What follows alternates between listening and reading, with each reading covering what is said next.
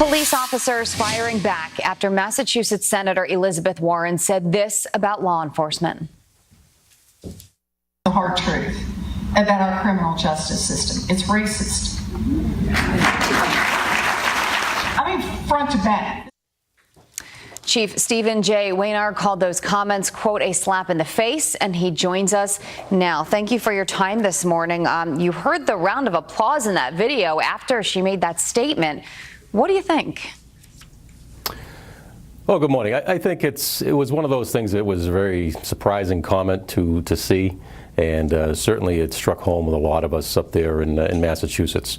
When I read everything, interestingly enough, that was a day that my officers from my department and myself had been responding to tornado damage in our area. First time in 30 years I've seen that.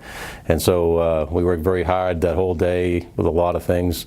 And to get back at night and see that as a comment that really struck you as frustrating, to say the least. She did. And so that's why we put together everything that we did. She did sort of clarify. So let's go ahead and take a look at this statement to the Boston Globe where Elizabeth Warren says, quote, I spoke about an entire system, not individuals, and will continue to work on reforms to make the criminal justice system fairer. How dangerous is it, though, to talk like that, to use words like racist when you're talking about the criminal justice system?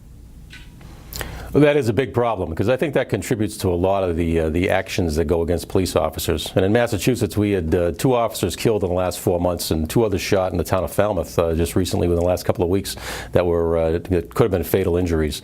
And it's just this perpetuated violence against police that really has to stop. The rhetoric and the talk and generalizing police in this category is not helpful. And that's the biggest point that we wanted to make with this whole statement. Yeah, and there have been 34 police officers shot and killed in the line of duty as of July 28th. I mean, 34. We're halfway through the year. How do those numbers affect you on a mental note? I mean, you go to work in the morning, you say goodbye to your family, you don't know if you're going to come home that day.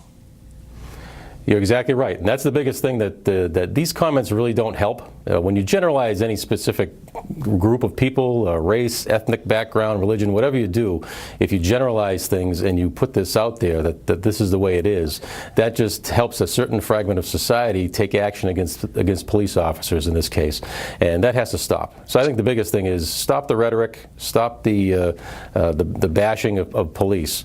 The police officers are just out there doing their job and enforcing the laws. You know what? We are in a position where that's what we're trying to do. It almost seems like, though, the rhetoric as a whole in this country right now is just at a level that I don't know about you, but I haven't really experienced it or seen it like this before. And not just against police officers. I just mean in general. So it's easier said than done, I think, to stop the rhetoric. Is there anything else that we can be doing to try and change this? Well, I think it starts at the level where the people that are especially in Congress or the elected officials, because I know my elected officials have been very active and very supportive of us. I think it takes them getting out onto the ground level and working with the officers and seeing what's happening in the communities across the country. You have good people doing good work out there just enforcing the laws. And you might agree with the law, you might disagree with the law, but you have 2 choices. You follow it or you change it. And the police officers are just out there enforcing laws that are in place. And so if people that want to make these statements go in and work with the officers and try to solve the problems in your particular community. We always have issues we have to address and deal with, and we're perfectly willing to do that. But get down and know it rather than just talk about it. Yeah, Chief Stephen Wojnar, thank you for your time this morning. We appreciate it.